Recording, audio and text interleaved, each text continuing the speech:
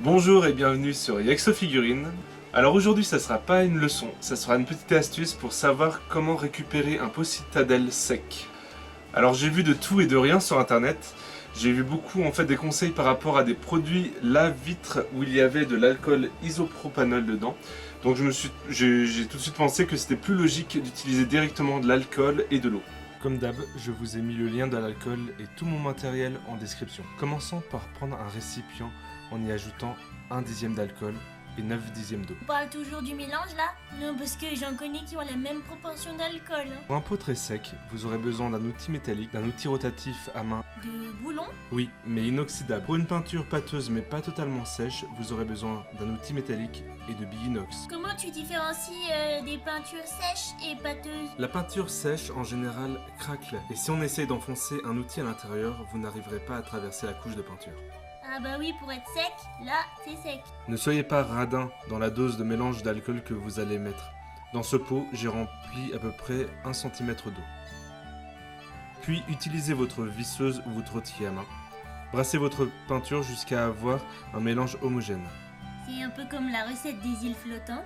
Pour définir une peinture pâteuse, c'est tout simplement une peinture qui n'est pas assez liquide pour peindre, mais que vous ne pouvez pas facilement malaxer avec un outil. Ajoutez pour commencer une faible dose de mélange d'alcool, puis touillez avec un outil à main jusqu'à avoir un mélange homogène. Donc maintenant, tu vas nous expliquer comment utiliser les boulons?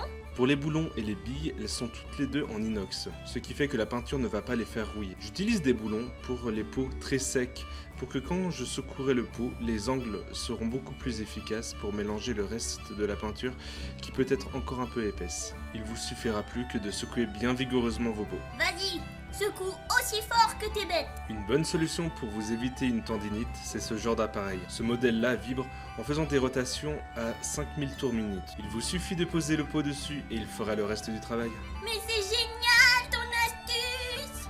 Cela marche bien sûr pour toutes les peintures. Pour une efficacité optimale, n'hésitez pas à présenter le pot dans les deux sens. Il ne restera plus qu'à tester vos peintures, qui sont maintenant bien diluées. Si la peinture est trop transparente et pas assez homogène, c'est qu'il y a trop d'eau, comme pour ce verre. N'hésitez pas à l'étirer pour voir sa dissolution. Pour retrouver la texture voulue, vous n'avez qu'à laisser votre peau sécher à l'air libre. Pour la deuxième peinture, on voit qu'elle est légèrement trop diluée, mais ça passera pour ce que je vais en faire. Voyons maintenant deux peaux beaucoup trop diluées que j'ai laissées sécher pendant 24 heures. On voit bien que la texture est parfaite. Il ne me reste plus qu'à les fermer et je les utiliserai pour mes figurines. Un grilou! C'est trop chou! Donc je vais faire pareil et laisser sécher le pot vert au moins 24 heures. Merci d'avoir suivi cette vidéo, je vous dis à plus. N'oubliez pas de vous abonner et n'hésitez pas à mettre un like ou des commentaires. À la prochaine! À plus!